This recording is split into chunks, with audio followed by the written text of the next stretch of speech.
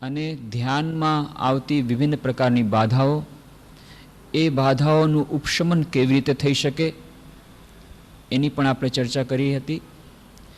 અને આપણે ચર્ચા એક પ્રારંભ કરી હતી કે એકાગ્રતા અને ધ્યાનના અભ્યાસમાં એક મોટી બાધા જે આવે છે, જે પ્રારંભથી લઈ અને છેલ્લે સુધી આપણને જે નડે છે, અને જે બાધાના પ્રશમન પછી આપણને ઉચ્ચતમ સ્થિતિ પ્રાપ્ત થાય છે, અને જે પ્રત્યેક ધર્મ, પ્રત્યેક આધ્યાત્મિક માર્ગનું સર્વોચ્ચ શિખર છે, અને તે છે અહંકારિતાનું સર્વનાશ, અહંકારિતાનું સર્વથા નિર્મૂળ કરવું. અને આપણે જોયું હતું કે આ અહંકારિતા રૂપી ખડગ એકાગ્રતા ધ્યાનરૂપી સરિતામાં કેવી રીતે બાધક નીવડે છે, પ્રારંભથી લઈ અને છેલ્લે સુધી. અને આ અહંકારિતાના વિભિન્ન રૂપો છે: અહંકાર અને અહંકારિતા, ઈગો અને ઇગોટિઝમ, ઇગોસેન્ટ્રિસિટી. એ બધા વચ્ચેનો ભેદ આપણે જોવાનો પ્રયત્ન કર્યો. અહમ આપણા જીવન માટે કેટલું આવશ્યક છે, આપણી પ્રગતિ માટે, પણ અહંકારિતા આપણા માટે કેટલી બાધક છે, એ વિશે પણ આપણે ચર્ચા કરી હતી. અને આ અહંકારિતાના વિભિન્ન રૂપો પ્રગટ થાય છે. એક તો રૂપ આપણે જોયું કે જે અભિમાન અથવા ગર્વના રૂપમાં, જે આપણને ગુરુ પાસે જવા નથી દેતો, જે આપણને કહે છે કે મારે કોઈની કેમ નમન કરવું જોઈએ, ત્યાંથી માંડીને છેવટ સુધી એ જે અહંકાર આપણને નડે છે એની વાત આપણે કરી હતી. અને એક બીજી વાત શોમેનશીપ, એની વાત આપણે કરી કે એ જ અહંકારિતા ક્યારેક ક્યારેક મિથ્યા ડોળ એનો આકાર ગ્રહણ કરે છે. ધર્મનું આચરણ કરવામાં આવે છે તો એ બતાવવા માટે કે અમે કેટલા ધાર્મિક છીએ, અને એના માટેને આપણે ચર્ચા કરી કે કેવી રીતે શોમેનશીપ, કે કોઈ કદાચ 56 ભોગ કરાવે, આરતી કરાવે, ભાગવતની કથા કરાવે, એ વિભિન્ન રૂપોમાં પ્રગટ થાય છે, પણ એમાં સાચી આધ્યાત્મિકતાનો પુટ બહુ ઓછો હોય છે, અને દેખાડો કરવાનો જે પુટ હોય છે એ વધુ હોય છે. અને એટલા માટે અહંકારિતાને પ્રશય કરવાનું એ સાધન બની જાય છે, અને આપણે એકાગ્રતા અને ધ્યાનના અભ્યાસમાં આગળ વધી શકતા નથી, આધ્યાત્મિકતામાં આગળ વધી શકતા નથી. ઉદાહરણ આપ્યું હતું કે કેવી રીતે શ્રી રામકૃષ્ણ ઉદાહરણ આપે છે, કેવી રીતે એક કામવાળી બાઈ બહુ મુશ્કેલથી એણે સોનાની બંગડી કરાવી. હવે એને ઈચ્છા થાય છે બધા જુએ, બધા પ્રશંસા કરે કે આ કેવી સુંદર બંગડી છે. કોઈ જોતું નથી, પ્રશંસા કરતું નથી. છેવટે કંટાળીને એક દિવસે પોતાની ઝૂંપડીમાં આગ લગાડી દે છે. આગ લગાડવાથી બધા ભેગા થાય છે, અને બધાને પછી રડતા રડતા કહે છે, જુઓ જુઓ, આ મારી ઝૂંપડી બળીને ખાખ થઈ ગઈ, હવે એમાંની કોઈ વસ્તુ બાકી નથી રહી. હું સાચું કહું છું, આ મેં નવી બંગડીઓ કરાવી છે, એના સમ ખાઈને કહું છું કે કોઈ વસ્તુ મારી બાકી નથી રહી. જુઓ, આ નવી બંગડીના સમ ખાઈને કહું છું. અને ત્યારે બધા પૂછે છે, ઓહો, આ તો બંગડી બહુ સરસ છે, ક્યારે કરાવી? ત્યારે માથું કૂટીને, અરે આ જ વસ્તુ જો મને અડધી કલાક પહેલાં પૂછી હોય તો આ ઝૂંપડી હું વાળત નહીં. આ સાંભળવા માટે થઈને જ, મારી પ્રશંસા સાંભળવા માટે થઈને મેં મારી ઝૂંપડી બાળી નાખી. આ શોમેનશીપ, આપણી અહંકારિતા વિભિન્ન રૂપોમાં પ્રગટ થાય છે. એ જ અહંકારિતાનું એક અન્ય રૂપ, અને એ છે ક્રોધ. અને ઘણા સાધકોને એ પછી યુવા સંમેલનોમાં જવાનું હોય ત્યાં પ્રશ્નોત્તરી થાય, કે આધ્યાત્મિક શિબિર હોય ત્યાં પણ પ્રશ્નોત્તરી થાય, તો બધી જગ્યાએ આ પ્રશ્ન અચૂક આવે છે કે ક્રોધને કેમ વશ કરવો. ક્રોધ એ પ્રશ્ન સામે આવે છે. આ ક્રોધ એ પણ આપણી અહંકારિતાનું એક રૂપ છે. તો જે દિવસે ક્રોધ આવે તે દિવસે તો કદાચ ધ્યાન અને એકાગ્રતામાં વિક્ષેપ પડે જ છે, પણ ક્યારેક ક્યારેક એની જે અસર એ ઘણા દિવસો સુધી ચાલે છે. પછી એ ભણવામાં કોઈ એકાગ્રચિત્ત થતું હોય એ વિદ્યાર્થીને જો કદાચ ક્રોધ આવ્યો હોય, કદાચ મમ્મી વઢ્યા છે, ક્રોધની લાગણી આવી છે, એ તો કંઈ કહી શકતો નથી વિદ્યાર્થી, પણ એ જે ક્રોધની લાગણી આવી એને કારણે કોન્સન્ટ્રેશન થતું નથી, એકાગ્રતા થતી નથી ભણવામાં. એવી જ રીતે સાધકને કોઈ પણ રીતે જ્યારે આ ક્રોધની લાગણી ઉદ્ભવી હોય, કાં તો એનું એક્સપ્રેશન થઈ ગયું હોય, ક્રોધનો કંઈક બહાર દેખાવ થઈ ગયો હોય, અથવા તો મનમાં ક્રોધ આવતો હોય, તો પણ એ એકાગ્રતામાં વિક્ષેપ નડે છે. એ આપણા બધાનો જાત અનુભવ છે. ભાગ્યે જ કોઈક એવું હશે કે જેને આ ક્રોધની લાગણી નહીં અનુભવવાની હોય. તો પહેલાં તો સૌથી પહેલાં આપણે આ વાત યાદ રાખવાની કે ક્રોધ જો આપણને આવતો હોય તો એના માટે આપણે બહુ વધારે ચિંતિત થવાની આવશ્યકતા નથી. પણ એનો અર્થ એ નથી કે આપણે લાયસન્સ પ્રાપ્ત કરી લઈએ ક્રોધ કરવા માટે. અત્યાર સુધી કદાચ કોઈક જ વ્યક્તિ એવી હશે કે જેને ક્રોધ નહીં આવ્યો હોય. મોટા મોટા પુરુષોને પણ આવે છે, નાની વ્યક્તિઓને પણ આવે છે. પણ એટલી જ વાત છે કે એનો એ ક્રોધનું એક્સપ્રેશન વિભિન્ન રીતે થાય છે અને એનું પરિણામ પણ જુદું જુદું હોય છે. શ્રી રામકૃષ્ણના ગુરુ હતા તોતાપુરી. તોતાપુરી અત્યંત એ મહાન સાધક, સિદ્ધ પુરુષ, નિર્વિકલ્પ સમાધિમાં પ્રતિષ્ઠિત એવા શ્રી રામકૃષ્ણને જેમણે અદ્વૈત વેદાંતમાં પ્રતિષ્ઠિત કર્યા, તો એ કેટલા મહાન હશે તોતાપુરી. અને એ જે સખત કઠોર તપસ્યા કરીને એમણે અદ્વૈત વેદાંતની સાધના કરીને મેળવ્યું હતું, એવા એ તોતાપુરી એક દિવસ બેઠા છે અને એ અગ્નિ કરીને બેસતા. એમનો નિયમ હતો કે એ અગ્નિ કરે એની ચારે એ અગ્નિની બાજુમાં ધ્યાન કરે. એક દિવસે કોઈક એક વ્યક્તિ એ અગ્નિમાંથી પોતાની તમાકુ પીવા માટે થઈને એ અગ્નિનો ઉપયોગ કર્યો અને એને કારણે એ જ્યારે તમાકુ લઈ રહ્યો છે અગ્નિમાંથી, એ આગ લઈ રહ્યો છે તમાકુમાં નાખવા માટે, અને ત્યારે જોરથી ભભૂકી ઉઠે છે તોતાપુરી, હે ક્યાં કરતા હે, અને જોરથી વઢવા માંડી ગયા, એ સબ ખતમ કર દિયા, હમારા આગ અપવિત્ર કર દિયા, આ બધી રીતે વઢે છે. આ તરફ રામકૃષ્ણદેવે સાંભળ્યું, એમને સુધી અવાજ પહોંચ્યો કે જોર જોરથી તોતાપુરી કોઈકને વઢી રહ્યા છે અને ગુસ્સાથી લાલ પીળા થઈ ગયા છે. રામકૃષ્ણદેવ તરત જ દોડીને આવે છે. આવીને તાલી પાડવા માંડે છે અને જોરથી હસવા માંડે છે. તોતાપુરી તો બહુ આશ્ચર્યચકિત થાય છે, હે ક્યાં કરતા હે, અરે થોડીક વખત તો પહેલા કીધું ને તમે બ્રહ્મ સત્ય જગત મિથ્યા, અને અત્યારે પાછા તમે ગુસ્સે થાવ છો. હું કહું છું આ શું ભગવાનની લીલા છે, વાહ વાહ વાહ, બ્રહ્મ સત્ય જગત મિથ્યા કહેવા વાળા પાછા તમારા માટે આ પાછું સત્ય થઈ ગયું. तोतापुरी बस नहीं नहीं तुम्हारी बात सच्ची है, तू मेरा चेला नहीं, तू मेरा गुरु है, अब आज से मैं क्रोध नहीं करूंगा. बस એ મૂકે પછી ક્રોધ ન કર્યો. તો આ તો મહાપુરુષો માટે આપણે નિર્ણય કરીએ છીએ આજથી ક્રોધ નહીં કરીએ, આજે જ કદાચ થઈ જાય છે. આટલો જ ડિફરન્સ છે, આટલો જ અંતર છે. પણ ક્રોધ આવે છે બધાને, તોતાપુરીને પણ આવે, પણ એ ધીરે ધીરે સંભાળી લે. કેટલા બધા મહાપુરુષોને એ કહાણી છે. શ્રી રામકૃષ્ણદેવ એના માટે કહેતા, ઉદાહરણ આપતા. એમના શિષ્ય હતા સ્વામી નિરંજનાનંદજી મહારાજ. એક દિવસે નૌકામાં જઈ રહ્યા હતા અને ત્યાં બંગાળમાં તો સંન્યાસીઓને જોઈને જ બધાને જરાક થોડો ઉત્સાહ વધી જાય, ટીખળ કરવાનો, ટીકા કરવાનો, કટાક્ષ કરવાનો ખૂબ ઉત્સાહ વધી જાય. એટલે બધા ત્યાં બેઠા હતા, એ બધા ટીખળ કરવા માંડી ગયા. ઓ આ તો રામકૃષ્ણદેવ પાસે જાય છે, અચ્છા રામકૃષ્ણદેવ સાંભળ્યા છે, પરમહંસ બહુ પોતાનું પરમહંસ બતાવે છે, અને ઘણી બધી વાતો, આ જોઈ લીધો, આ બધું ધતિંગ છે, આમ છે, તેમ ઘણી બધી વાતો કહેવા માંડ્યા. પછી નિરંજનાનંદજી મહારાજની તો વ્યક્તિત્વ, વિશાળ વ્યક્તિત્વ, વિશાળ એનું શરીર, ખૂબ પહેલવાન હતા, કુસ્તીગર હતા. પછી એમનાથી રહેવાયું નહીં, ઊભા થઈ ગયા.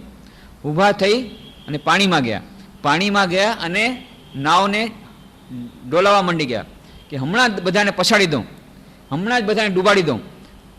નાવ જ્યારે ડલવા માંડી ગઈ અને આ લોકો લાગ્યું બસ હવે મર્યા, ત્યારે બધાએ માફી માંગવાની, માફ કરો હવે નહીં કરી. માંડ એ લોકો બચ્યા અને ત્યાં તો પછી બીજે કિનારે પહોંચ્યા. આ વાતની પાછળથી ખબર પડી રામકૃષ્ણદેવને. રામકૃષ્ણદેવને જ્યારે ખબર પડી, રામકૃષ્ણદેવ બોલાવ્યા કે આ વાત શું સાચી છે, કે આવી રીતે તે નાવ ડોલવા માંડી ગઈ તેને બધા મરવાની અણી પર હતા? તો કે હા, હું શું કરું, તમારા વિશે કે હું કેવી રીતે સહન કરી લઉં. કે જો લોકોને મોઢે તો ગળનું ન બંધાય, લોકો તો કેટલી બધી વાતો કરે, એના માટે થઈ અને આટલું બધું કરવું, ક્રોધ એ તો મહાચંડાળ છે. એ ચંડાળનો સ્પર્શ નહીં કરવાનો. આ તો આપ્યું એમને સલાહ આપી. બીજી તરફ એક દિવસે સ્વામી યોગાનંદજી મહારાજ, એમના બીજા એક શિષ્ય, એ આવી રહ્યા હતા. નાવમાં બેઠા હતા. લોકોએ બધી ઘણી પ્રકારની વાતચીત શરૂ કરી દીધી. યોગાનંદજી મહારાજ કે બિચારા લોકો શું સમજે, એ લોકોને બુદ્ધિ નથી, ભલે બોલતા. બધું સાંભળી લીધું. પછી દક્ષિણેશ્વર આવ્યા. આવીને એમણે રામકૃષ્ણ કહ્યું, જો આ નાવમાં આવતો હતો અને બધા લોકો તો કેટલી બધી વાતો કરતા હતા, પણ મેં તો કંઈ જવાબ ના આપ્યો. હવે એ લોકોને બુદ્ધિ નથી, ભલે ને બોલે. રામકૃષ્ણ શું કહ્યું? આટલું બધું એ લોકો બોલ્યા ને તું ચૂપચાપ બેઠો રહ્યો? ખબર છે શાસ્ત્રમાં શું કહ્યું છે? શાસ્ત્રમાં કહ્યું છે કે જો ગુરુ નિંદા થાય તો કાં તો એનું માથું કાપી નાખવાનું અને કાં પછી એ સ્થાન પરિત્યાગ કરી દેવાનો. અને તે ચૂપચાપ સાંભળી લીધું. બે પ્રકારની વાતો, વિભિન્ન પ્રકારના ઉપદેશો. તો સામંજસ્ય ક્યાં છે? સામંજસ્ય ત્યાં છે કે શ્રી રામકૃષ્ણનું જે કહેવાનો અર્થ છે અપ્રતિકાર. અપ્રતિકાર એ હંમેશા વિજયની નિશાની નથી. પ્રતિકાર આવશ્યક છે, પણ પ્રતિકાર એવો હોવો જોઈએ કે જેમાં છેવટે અંતમાં લાભ થાય. આ બંનેને મેળવીને થાય છે. ક્રોધ કરવો પણ એવી રીતે કરવો જેથી સામાન્ય બોધપાઠ મળે, પણ એકદમથી ડૂબાડી દઈએ નાવમાં અને આટલા લોકો મરી જાય, પછી પાછળથી તમને જ પસ્તાવો થાય, અરે આટલા લોકોને મારી નાખ્યા. એવું ન થવું જોઈએ. એવો ક્રોધ ન કરવો જોઈએ કે પાછળથી પસ્તાવો થાય. ક્રોધ આપણા વશમાં છે કે આપણે ક્રોધના વશમાં છીએ? મોટે ભાગે આપણે ક્રોધના વશમાં હોઈએ છીએ, અને એટલા જ માટે ક્રોધ આપણા માટે નુકસાનદાયક નીવડે છે. ક્રોધ ક્યારેક રચનાત્મક પણ બને છે. વાલ્મીકી ઋષિ, એમને પણ ક્રોધ આવ્યો, પણ એ ક્રોધને કારણે રામાયણની સૃષ્ટિ થઈ ગઈ. ક્રૌંચ પક્ષી ઉપર પારધીએ શિકાર કર્યો છે અને તરત જ એમના મુખમાંથી જે વાક્યો નીકળ્યા એમાંથી રામાયણની સૃષ્ટિ થઈ ગઈ. ક્રોધમાંથી જે વાક્યો નીકળ્યા તો એ રચનાત્મક ક્રોધ થઈ ગયો. તો ક્રોધ રચનાત્મક પણ થઈ શકે, સૃજનાત્મક પણ થઈ શકે અને વિનાશાત્મક પણ થઈ શકે. આપણો ક્રોધ મોટે ભાગે વિનાશાત્મક હોય છે, કારણ કે આપણે ક્રોધ કરતા નથી, ક્રોધ આપણને આવી જાય છે. અને જેમ મેં કહ્યું, બે પ્રકારની વ્યક્તિ હોય છે. કેટલીક વ્યક્તિ હોય છે કે જેમને ક્યારેક ક્યારેક ક્રોધ આવે છે, કેટલીક વ્યક્તિ હોય છે જેમને ક્યારેક ક્યારેક ક્રોધ નથી આવતો. તો ક્યારેક ક્યારેક જેને ક્રોધ નથી આવતો અને મોટે ભાગે ક્રોધ આવતો હોય છે, સ્વભાવ ચીડચીડિયો થઈ ગયો છે, હંમેશા ક્રોધ નાની નાની વસ્તુ પર આવે છે, તો એ તો સાયકોલોજીકલ પેશન્ટ છે. એને મનોવૈજ્ઞાનિક એ રોગી છે. કોઈ પણ પ્રકારના અંદરના ફ્રસ્ટ્રેશનથી, કોઈ પણ પ્રકારની હતાશાથી એ પીડાય છે. એને તો એ ધીરે ધીરે સાયકોએનાલિસિસ, કાં સેલ્ફ સાયકોએનાલિસિસ કરે, કાં મનોવૈજ્ઞાનિક પાસે જઈને એ પોતે એ વિચાર કરે કે કેમ આ બધું થાય છે, એવું કયું કારણ છે કે જેને કારણે મન અસંતુષ્ટ છે. અને મન જ્યારે અસંતુષ્ટ હોય ત્યારે જ આ સ્વભાવ, ક્રોધી સ્વભાવ થઈ જાય છે, વાતમાં ક્રોધ આવવો. પણ અન્ય જે વાત છે એ ક્રોધ ક્યારે આવે છે? એ ક્રોધમાં પણ આપણે જોઈએ કેટલીક વ્યક્તિ એવી હોય છે જે લોકો પરફેક્શનિસ્ટ હોય, એમને બધી વસ્તુ ટીપટોપ જોઈએ, અને જો જરાક એમાં ખામી રહી ગઈ તરત જ ક્રોધ આવી જાય. કેમ આ વસ્તુ આમને બદલે આમ રહી ગઈ, કેમ આ ન થયું, કેમ આ સફાઈ ન રહી ગઈ? તો એ ક્રોધ આવવો એ ખરાબ છે. પણ કેટલીક વ્યક્તિઓને ક્રોધ આવતો નથી, કારણ કે એમને આ પરફેક્શનિસ્ટ નથી, એમને આ બધું કંઈ ગતાગમત નથી પડતી. તો એમને જે ક્રોધ ન આવવો એ કંઈ સારી વસ્તુ નથી. તો સ્વામી વિવેકાનંદ કહે છે કે જુઓ, પ્રકાશના તરંગો જ્યારે બહુ વધારે હોય ત્યારે પણ આપણને દેખાતું નથી, ડેઝલિંગ લાઇટ આપણને દેખાતું નથી. અને પ્રકાશના તરંગો જ્યારે ખૂબ ધીમા હોય, અંધકાર હોય, ત્યારે પણ દેખાતું નથી. પણ બંને સમાન નથી. બંને નોર્થ પોલ સાઉથ પોલ છે, પણ સમાન દેખાય છે. બંનેની ઇફેક્ટ એક જ છે. જ્યારે વિદ્યુતના તરંગો સૌથી વધારે પ્રખર હોય તોય દેખાય નહીં, વિદ્યુતના તરંગો બહુ ઓછા હોય તો પણ દેખાય નહીં. એનો અર્થ એ બંને સમાન નથી. એવી જ રીતે તમોગુણ અને સ્થિતપ્રજ્ઞ બહારથી સમાન દેખાય છે. જે તમોગુણી છે એને પણ ક્રોધ આવતો નથી, એ આળસુ છે, એને ક્રોધ ક્યાંથી આવે? ક્રોધ કરવા માટે પણ તો થોડુંક કામ કરવું જોઈએ, એના માટે પણ એ પણ નથી. એને એવી જાતની કોઈ વસ્તુ આવતી જ નથી, રજોગુણ છે જ નહીં, એને તો ક્રોધ આવતો નથી. તો એના કરતાં રજોગુણ સારો છે જે ક્રોધ આવે છે, એના કરતાં સત્વગુણ સારો છે જે પોતાની શાંત ચિત્તતા દ્વારા ક્રોધને પ્રશમન કરી શકે છે. એના કરતાં વધુ સારી વસ્તુ સ્થિતિ છે સ્થિતપ્રજ્ઞની, કે જેમાં કહેવું કે સ્થિતપ્રજ્ઞની શું પરિભાષા સ્થિતપ્રજ્ઞને કેવી રીતે ઓળખવો? તો કહે છે પ્રજહાતિ યદા કામાન સર્વાન પાર્થ મનોગતાન આત્મન્યવાત્મના તુષ્ટ સ્થિતપ્રજ્ઞસ્ત દોચ્યતે દુઃખેશ્વનુ દિગ્નમના સુખેશુ વિગત સ્પૃહ વીત રાગ ભય ક્રોધ સ્થિતધીર મુનિ રુચ્યતે. કોણ સ્થિતધીર મુનિ છે? કોણ છે એ સ્થિતપ્રજ્ઞ? જેણે ભય અને ક્રોધની લાગણીઓને ત્યાગી દીધી છે. આને તો આવી જ નથી. જે તમોગુણી છે એને લાગણી આવતી જ નથી.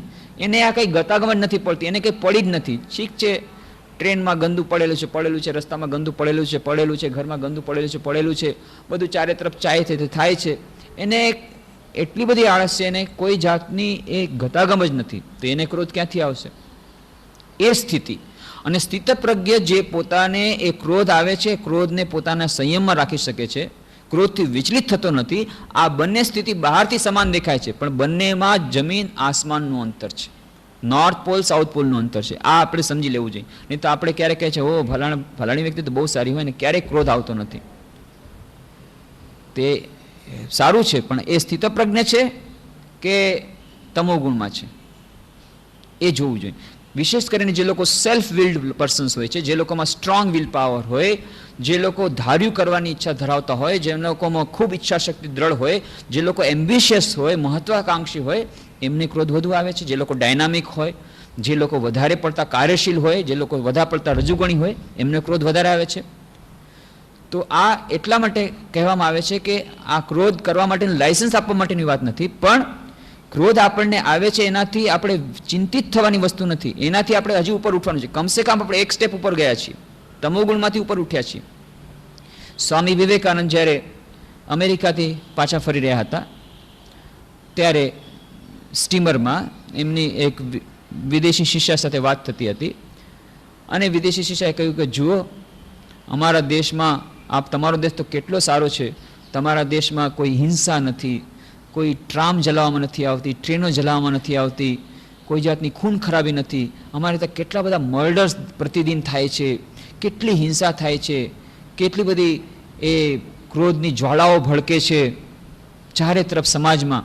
તો તમારો સમાજ કેટલો સારો છે.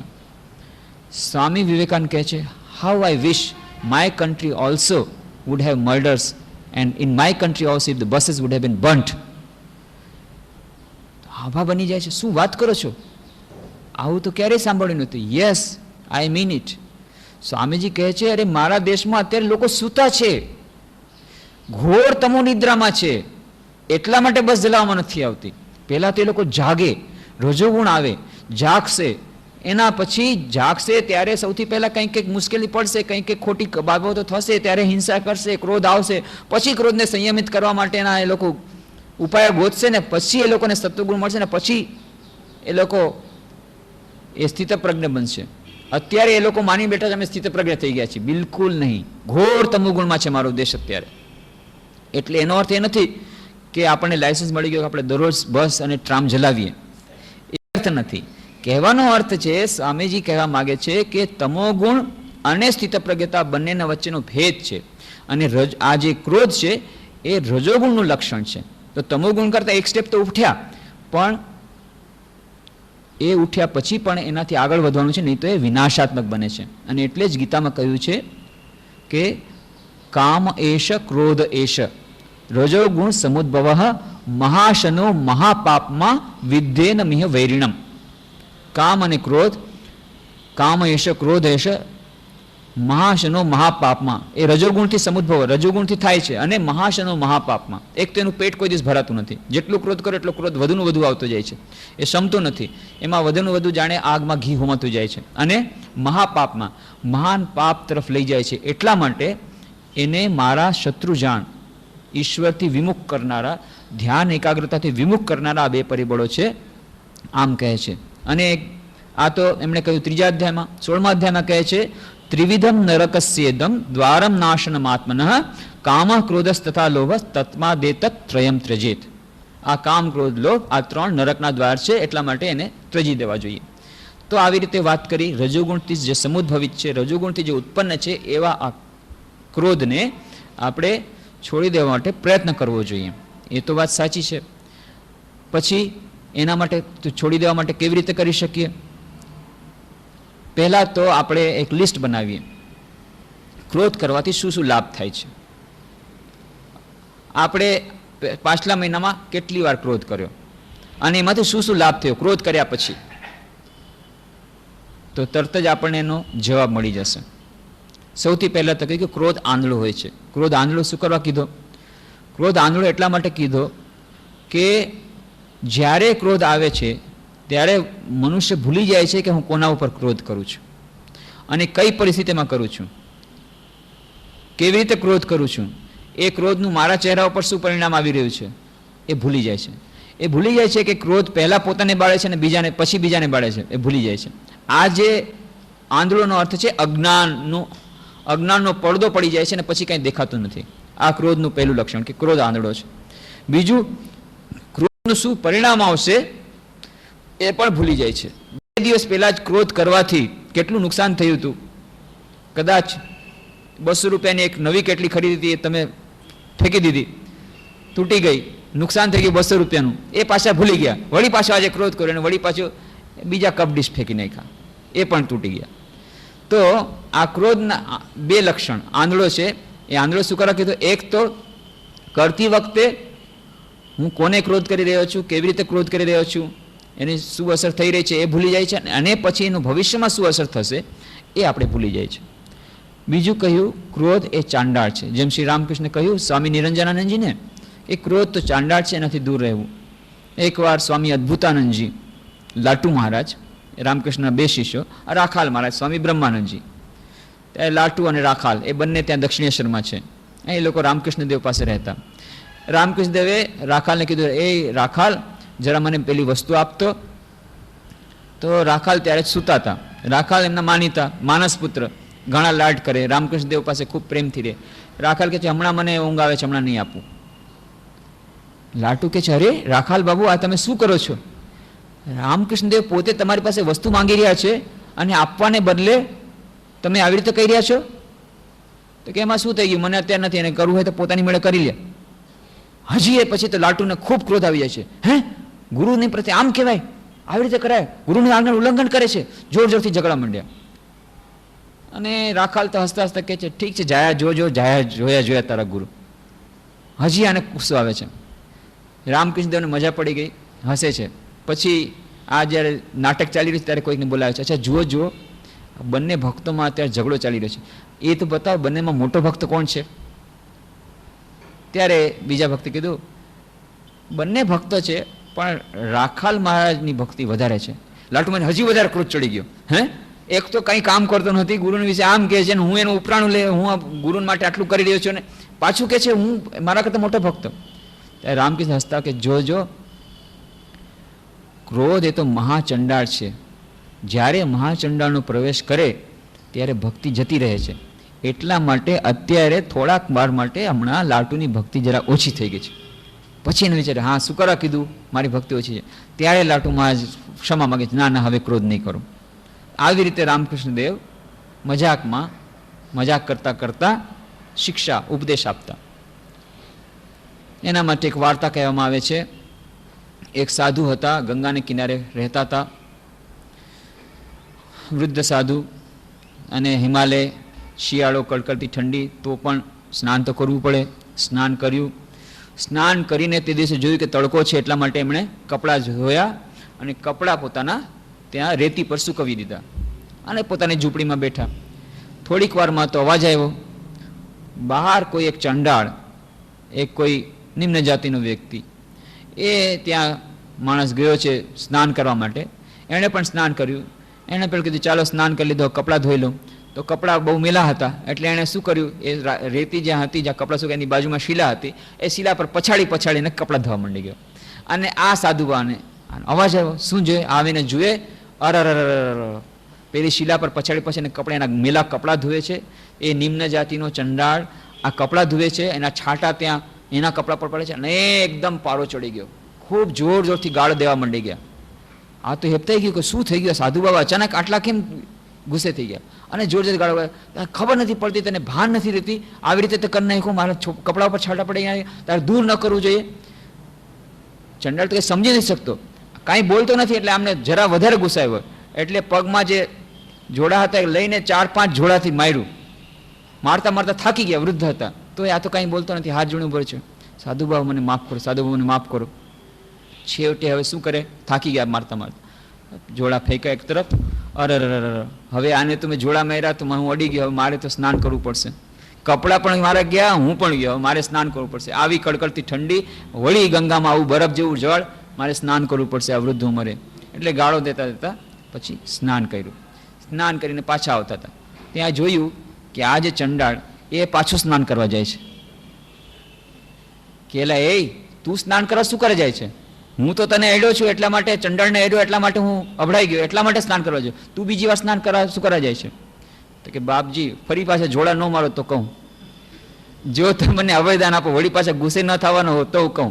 અચ્છા કે ગુસ્સે નહીં થવો, પણ તું કારણ કે જુઓ સાધુ બાબા તમે ચંડાળને સ્પર્શ કર્યો એટલે તમે સ્નાન કર્યું, મેં મહાચંડાળને સ્પર્શ કર્યો છે એટલે હું સ્નાન કર્યું. હા મહાચંડાળ, મેં એમ સાંભળ્યું છે કે ક્રોધ એ મહાચંડાળ છે, અને અત્યારે તમે ક્રોધના આવેશમાં હતા, મહાચંડાળ તમારામાં હતો, એ મહાચંડાળને મેં સ્પર્શ કર્યો છે એટલા માટે હું સ્નાન કરવા જાઉં છું. સાધુ બાબા ઠંડા થઈ ગયા, ના ભાઈ મારી ભૂલ થઈ ગઈ.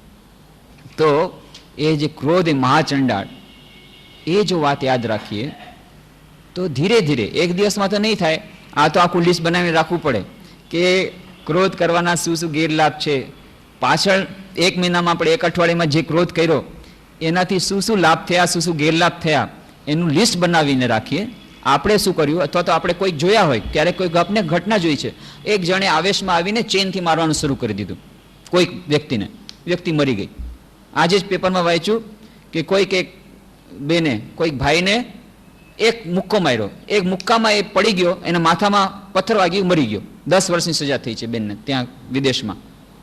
આજના જ પેપરમાં હતું ને. તો એક નાનકડું ક્રોધમાં આવેશમાં આવી ગઈ, એને કંઈક એના કપડા વિશે કોઈ ટીકા કરી હશે, બસ એને ક્રોધ આવી ગયો. ક્રોધ આવી ગયા એટલે મુક્કો માર્યો. મુક્કો માર્યાથી આ જે માણસ તેનું બેલેન્સ હારી એ થઈ ગયું, એટલે એ માણસ પડી ગયો શિલા ઉપર, પથ્થરમાં લાગી ગયું, એના માથા ઉપર લાગ્યું, ત્યાં ને ત્યાં મરી ગયો. એના ઉપર કેસ ચાલ્યો અને આજે જજમેન્ટ આવ્યું છે હવે હમણાં કે હવે એને 10 વર્ષની સજા કરવામાં આવી, મર્ડર કેસ થઈ ગયો. તો એક નાનકડા ક્રોધના થોડાક આવેશમાં, એને તો મારવા માટે એને તો ઈચ્છા જ નહોતી કે એને મર્ડર કરવાની હતી નહીં, પણ આ ક્રોધનો આવેશ આવ્યો, ક્રોધ પોતે કંટ્રોલ ન કરી શકી, એક જ મુક્કો માર્યો, એમાં પતી ગયું.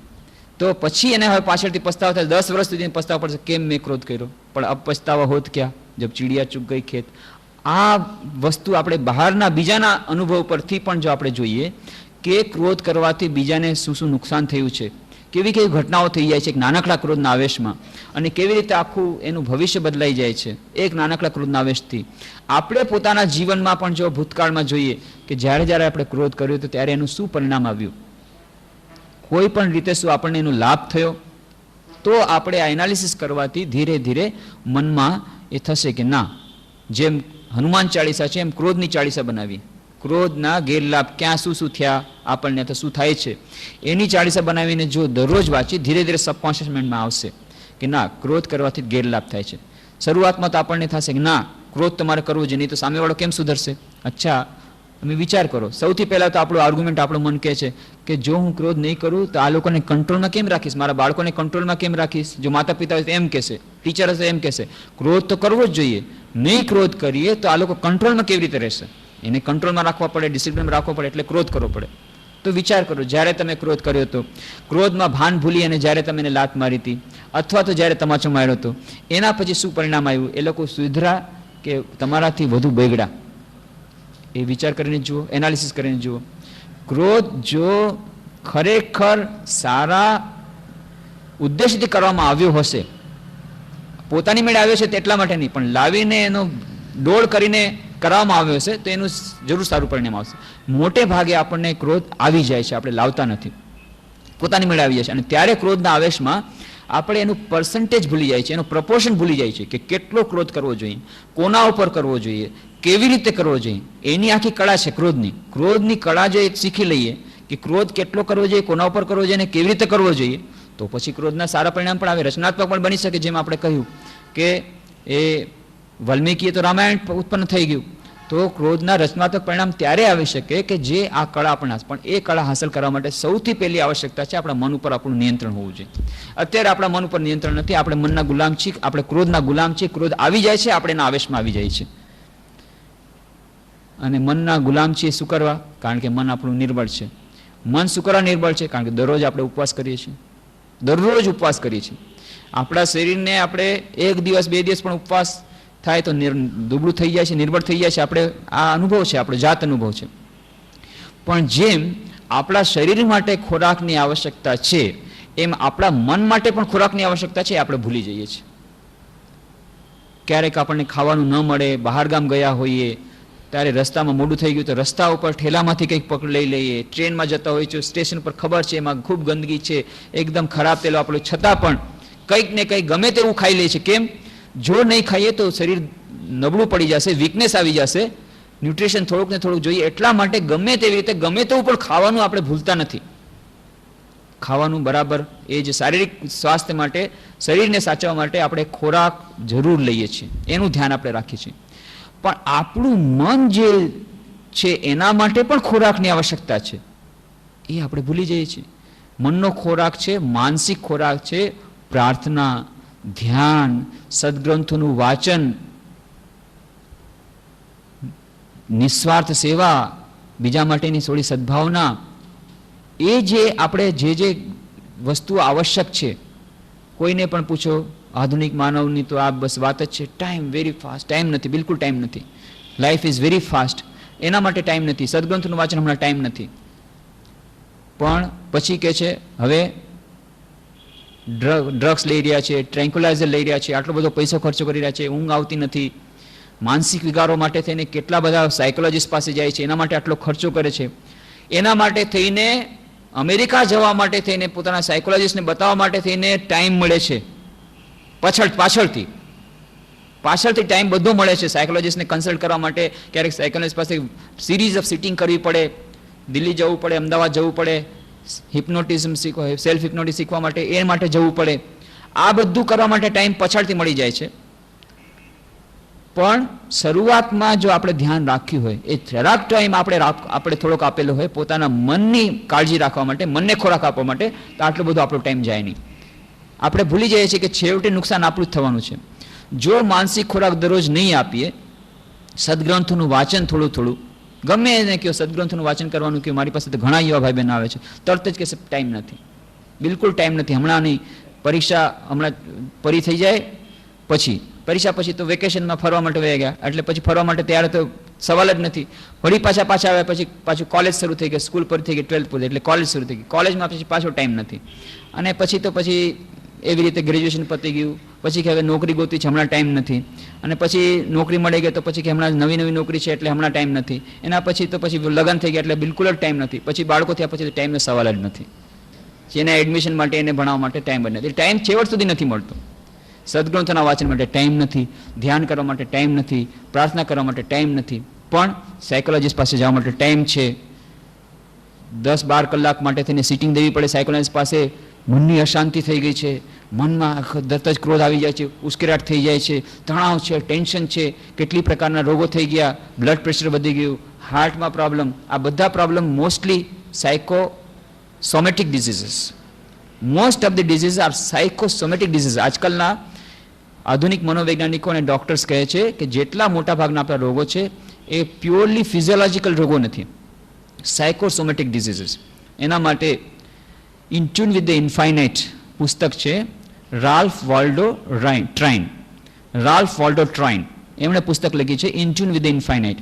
એમાં એમણે આવી રીતે બતાવ્યું છે કેવી રીતે આપણા મનના રોગોની અસર શરીર પર પડે છે, આપણા મનની અસર શરીર પર પડે છે. મનને જો આપણે બરાબર ન રાખીએ, સ્વસ્થ ન રાખીએ, એને જો રૂગ્ણ કરી નાખીએ દરરોજના ખોરાકના અભાવમાં, તો ધીરે ધીરે શું થાય છે? મન રૂગ્ણ બની જાય છે. અને રૂગ્ણ મન દ્વારા પછી શરીરના રોગો થાય છે.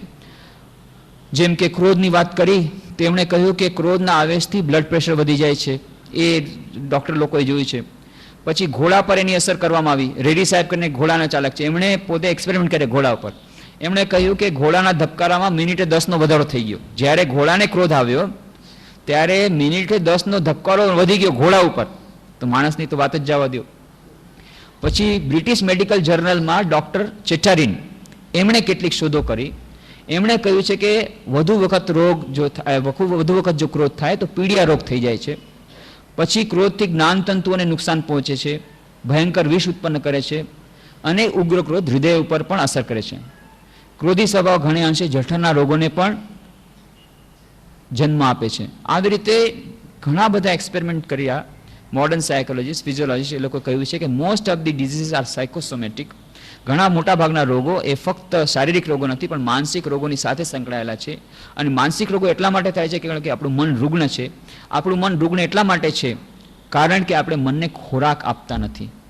મન નિર્બળ બની ગયું છે. એના માટે જો આપણે દરરોજ દૈનંદિન આ ખોરાક આપીએ, ધ્યાનરૂપી ખોરાક, સદગ્રંથના વાચનરૂપી ખોરાક, પ્રાર્થનારૂપી ખોરાક, તો મન ધીરે ધીરે સ્ટ્રોંગ થશે. સ્ટ્રોંગ મન થશે ત્યારે એના ઉપર નિયંત્રણ આવશે. નિયંત્રણ આવશે ત્યારે જે ક્રોધ અત્યારે આપણને વિનાશ તરફ ધકેલી જાય છે, જે ક્રોધ આપણા શરીરને ખરાબ કરી નાખે છે, શરીરના બ્લડ પ્રેશરને વધારી દે, હાર્ટની ડિઝીઝ કરી દે, કેટલા બધા પોતાના ઉપર પણ ખરાબ અસર પડે, આપણા હ્યુમન રિલેશન ઉપર ખરાબ અસર પડે, માનવીય સંબંધો ઉપર ખરાબ અસર પડે, આજુબાજુના વાતાવરણ ઉપર ખરાબ અસર પડે, સામેની વ્યક્તિ ઉપર જ્યારે ક્રોધ કરીએ એનું તો નુકસાન થાય જ. આવી રીતે જે વિભિન્ન નુકસાનકારક જે ક્રોધ નીવડે છે એ જ ક્રોધ જો પોતાના મન પર નિયંત્રણ આવે આપણી પાસે ધીરે ધીરે, એ જ ક્રોધ જો રચનાત્મક બને, ક્રોધ ક્યારે કરવો, કોના ઉપર કરવો, કેવી રીતે કરવો, એવું બધું જો આપણી પાસે હોય, એ તો ક્યારે બને કે જ્યારે આપણા મન ઉપર પોતો સંયમ હોય, કંટ્રોલ હોય, આપણું ક્રોધ આપણા કાબુમાં હોય, તો આ ક્રોધ રચનાત્મક બની જાય છે.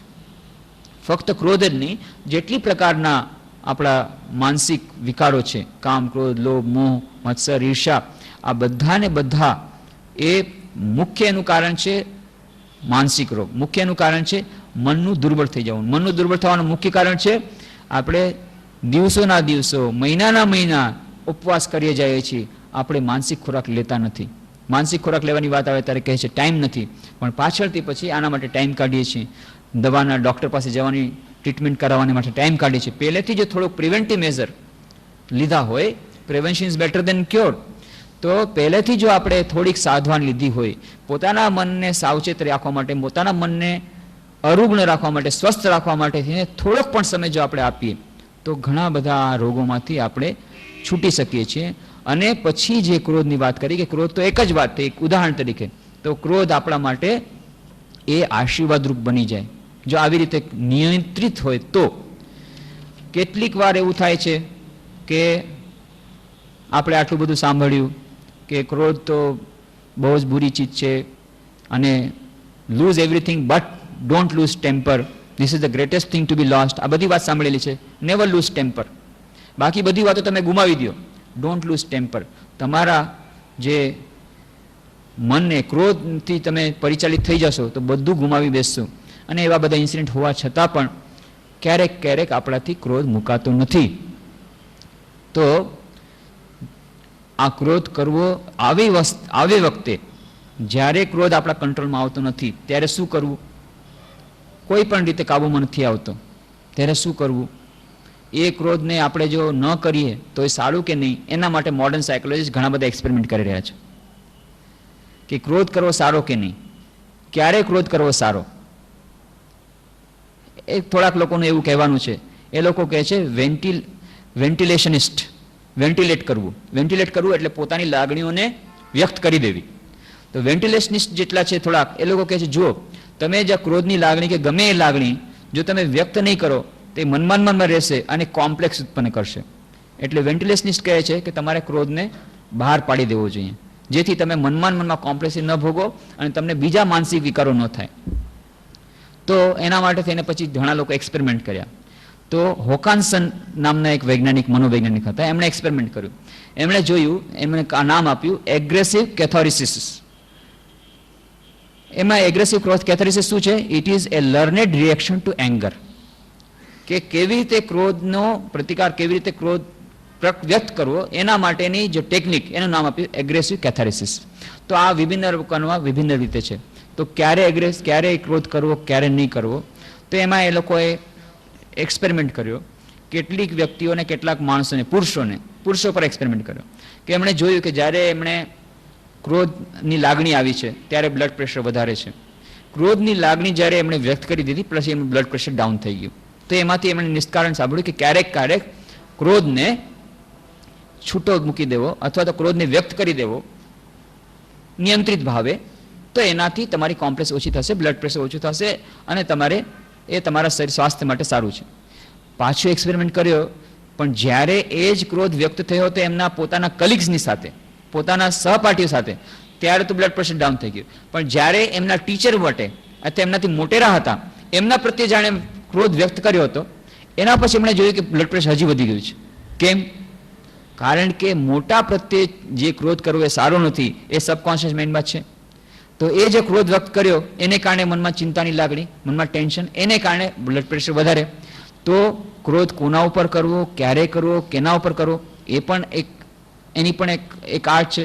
તો એટલા માટે કહ્યું, ખાસ કરીને બહેનો માટે એમણે કહ્યું, બહેનો જ્યારે પણ ક્રોધ વ્યક્ત કરે છે ત્યારે એમનું બ્લડ પ્રેશર વધી જાય છે. ભાઈઓ માટે તો જ્યારે ક્લેશ પર કરે ત્યારે વધતું નથી. એનો અર્થ છે હંમેશા મોટે ભાગે ક્રોધને વ્યક્ત કરવો એ કંઈ એનો રસ્તો નથી, એનું નિરાકરણ નથી.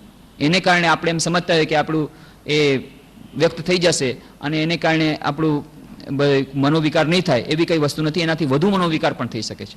કેટલાક કે છે ના, ક્રોધ વિશે જો વાત કરી દો તો તમારી ક્રોધની લાગણી તમે ધીરે ધીરે એ આઉટલેટ એનો થઈ જશે અને ક્રોધની લાગણી એ પણ જોવામાં આવ્યું. એક્સપેરિમેન્ટ કરીને લોકો જોયું કે ક્યારેક ક્યારેક ક્રોધ મને આવી રીતે આવ્યો હતો, એવી રીતે લાગણી વ્યક્ત કરવા જતા હજી બધું ક્રોધ આવી ગયો. ત્યારે જે ક્રોધની વાત કરતા કરતા જે ભૂતકાળની વાત પાછો ક્રોધ આવી ગયો અને પાછું ટેન્શન બિલ્ડઅપ થઈ ગયું. તો ટેન્શન ઓછું થઈ જાય છે જે ક્રોધની લાગણીઓ વ્યક્ત કરવાથી, અથવા તો ક્રોધની વાતો કરી લેવાથી. એ પણ વાત સાચી નથી. એ પણ એક્સપેરિમેન્ટ એ લોકો કર્યું. ક્યારેક ક્યારેક કોઈ વખતે જ્યારે ક્રોધ બહુ વધારે પડી જાય છે ત્યારે ઘણી બધી જાતના જે ઉપાયો છે, એ ઉપાયોમાં તો ઘણા બધા આપણે ઉપાય જોયા હતા. એક ઉપાય આપણે જે બતાવ્યો હતો, જે મોડર્ન સાયકોલોજીસ્ટ લોકોએ કર્યો છે અને આમ તો ઘણા વર્ષોથી ચાલતો આવ્યો છે, ઘણા વખતથી ચાલતો આવ્યો છે. એ ઉપાય જે આપણે વાત કરી હતી કે જ્યારે કોઈ પણ ઉપાય આપણે માની લો આપણે બધું કર્યું, આપણે આખું હનુમાન ચાલીસા જેમ ક્રોધની ચાલીસા બનાવી, દરરોજ આપણા મન ઉપર કહ્યું, ક્રોધને ઉપર કંટ્રોલ કરવાની વાત કરી, ક્રોધને ધીરે ધીરે આપણે મન ઉપર નિયંત્રણ કરવાની વાત કરી, દરરોજ માનસિક ખોરાક આપ્યો, મન શાંત રહે. પાછલી વખતેની ચર્ચામાં આપણે કહ્યું હતું કે જો સવારના પોરમાં બ્રાહ્મ મુહૂર્તમાં જો સારા વાઇબ્રેશન લઈ લીધા હશે, જો ભગવાનના નામનું અમૃત લીધું હશે, થોડુંક ધ્યાન કર્યું હશે એક કોઈ દિવ્ય આત્માનું, અને જો થોડુંક શાંત ચિત્તતા, જો આપણા મનમાં પ્રશાંતતા જો હશે, તો આખા દિવસમાં જે ક્રોધની લાગણીઓ આવશે એને શમન કરવું આપણા માટે જરાક ઓછું દુષ્કર હશે. અને જો આવશે તો પણ એનું જે પરિણામ એટલું બધું ભયંકર નહીં નીવડે. જો શરૂઆતમાં સવારના પોરમાં, ખાસ કરીને બ્રાહ્મ મુહૂર્તમાં જો આપણે આપણા મનને પ્રશાંત ચિત્ત બનાવી, આપણા પ્રશાંત ચિત્ત જો આપણું થઈ ગયું હશે, થોડીક આવી જાતનો ડોઝ, એક શાંત ચિત્તનો ટ્રેન્ક્યુલિટીનો ડોઝ જો આપણે લઈ લીધો હશે ધ્યાન દ્વારા, સદગ્રંથના વાચન દ્વારા, પ્રાર્થના દ્વારા, આખો દિવસ એની એક અસર હેઠળ આ ક્રોધની લાગણીઓને દબાવવાનું આપણા માટે સરળ બનશે. એની વાત આપણે વિસ્તારથી કરી હતી. અને પછી આપણે એક એમરજન્સી મેઝર પણ કહ્યા હતા કે ક્યારેક ક્યારેક એમરજન્સી આવી જાય છે. આ બધું કર્યું પણ એક સ્પર ઓફ ધ મુવમેન્ટમાં એવી રીતની વાત થઈ ગઈ કે બસ અચાનક ક્રોધ ભભૂકી ઉઠ્યો અને ત્યારે તો કે છે બસ મારે ક્રોધ કરવો જ છે. અને ત્યારે તમે મનને સમજાવો છો કે જો ક્રોધ કરવો સારો નથી, હું કાંઈ માનવાનું નથી, મારે ક્રોધ કરવો જ છે. મન કોઈ દિવસ માનતું નથી કે ના અત્યારે ક્રોધ નહીં કરો તો ક્યારે કરું, મારે આ ક્રોધ કરવો એને જસ્ટિફાઈડ લાગે છે. જ્યારે એટલો ક્રોધ આવી જાય છે એને ત્યારે એમ લાગે છે આ મારે માટે ક્રોધ કરવો બહુ જ આવશ્યક છે. ત્યારે મન કોઈ પણ રીતે માનતું નથી કે મારે ક્રોધ ન કરવો. ત્યારે શું કરવું? ત્યારે એના માટે બીજો ઉપાય છે જે બળથી ન થાય, કળથી થાય. તો જ્યારે આપણે વારંવાર મનાવથી નથી માનતો તો કળથી, એટલે કે ટેક્ટફુલી આપણા મનને આપણે સબકોન્શિયસ માઇન્ડને ટેક્ટ કરવું, ટેક્ટફુલી એની સાથે ટ્રીટમેન્ટ કરવાનું. કેવી રીતે? ત્યારે મનને કહેવાનું છે ત્યારે ક્રોધ કરવો છે ને જરૂર કરજે, ત્યારે જેટલો કરવો એટલો કરજે. હા, હવે એને અત્યાર સુધી વાત સાંભળવાને તૈયાર નથી. આપણે જ્યાં કહીએ છીએ જો ભાઈ ક્રોધ નથી કરવો, મારે ક્રોધ કરવો છે, ચૂપ બંધ કર. આપણે પોતાના મન સાથે ફાઇટ કરીએ છીએ, ક્રોધ આવી રહ્યો છે અચાનક, એકદમ એક સેકન્ડમાં જ આ બધા વિચારો આવી રહ્યા છે અને આપણે કહીએ છીએ મારે ક્રોધ નથી કરવો, મારે ક્રોધ કરવો જ છે. પોતાનું સબકોન્શિયસ માઇન્ડ કહે છે અચ્છા તારે કરવો છે ને તારે જેટલો કરવો એટલો કરજે. ત્યારે વાત હા બોલ, આગળ બોલ. હવે એની પહેલા સાંભળવા જ તૈયાર નહોતો, હવે મન સાંભળવા તૈયાર છે, બોલ આગળ બોલ. તારે જેટલો કરવો એટલો કરજે. 10 સેકન્ડ પછી આ 10 હું ગણી લઉં અને એ 10 સેકન્ડ માટે થઈને ભગવાનનું નામ જો લઈ શકો તો બહુ સારું. ભગવાનના વિશ્વાસનું નામ નહીં તો પોતાનું જ નામ લઈ લેવાનું 10 વાર. પોતાનું નામ બસ 10 વાર ગણીને. પણ એનાથી શું થશે? આ જે ટાઈમ ગેપ મળશે, ક્રોધની લાગણી છે સ્પર ઓફ ધ મુવમેન્ટમાં આવે છે, જ્યાં 10 સેકન્ડ આ પરી થઈ ગઈ તરત જ એનું જે ટેમ્પરેચર ડાઉન થઈ ગયું. જ્યારે ટેમ્પરેચર એનું ડાઉન હોય ત્યારે મનને સમજાવવું સરળ છે. પછી તમે પાછા જે તમારી ટેકનિક છે બધું બતાવો કે જો આ ક્રોધ પાછલી વખતે કર્યો હતો ત્યારે આવી રીતે કેટલી 200 રૂપિયાની ગઈ હતી, ફરી પાછું અત્યારે આ બધું કપ ડીશ અત્યારે ફેંકી રહી છો, ફરી પાછું આટલું નુકસાન થશે. આ બધી વાતો પછી સાંભળવાનું તૈયાર થશે. 10 સેકન્ડનો જે ગેપ આપ્યો, ટેમ્પરેચર ડાઉન થઈ ગયું, એના પછી સાંભળવા તૈયાર થશે. પણ જ્યારે તમે શરૂઆતમાં જ કહેશો કે અત્યારે મારે ક્રોધ નથી કરવો, આ કેટલીની જે મને કેમ ફેંક્યો છે, ત્યારે સાંભળવા જ તૈયાર નથી. મન સાંભળવા તૈયાર નથી. મારે અત્યારે ક્રોધ કરવો છે, આ ફેંકી જ દઉં. ત્યારે કહેવાના છે તારે ફેંકવું હોય તો ફેંકજે, મારવું હોય તો મારજે, તારે જે કરવું હોય કરજે. 10 સેકન્ડ સુધી ફક્ત આ ભગવાનનું નામ લઈ લો, 10 સેકન્ડ જવા દે. આવી રીતે આ વિભિન્ન ઉપાયો દ્વારા આપણે પ્રયત્ન કરી શકીએ. અને જે બીજી વાત જે કહી હતી પાતંજલિ યોગ સૂત્રની, એ વાત પણ આપણે કરશું.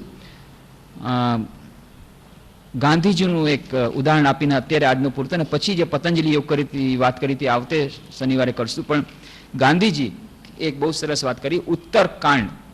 એ નવાઈ લાગી વાંચતા વખતે કે ગાંધીજીની ઉત્તર આત્મકથા, આત્મકથા તો છે જ, પણ ઉત્તર આત્મકથા પણ એક નાનું પુસ્તક છે. તો એમાં ગાંધીજી વાત કરે છે કે જ્યારે આવી રીતે કોઈ પણ રીતે ક્રોધ કાબૂમાં નથી તો શું કરવું.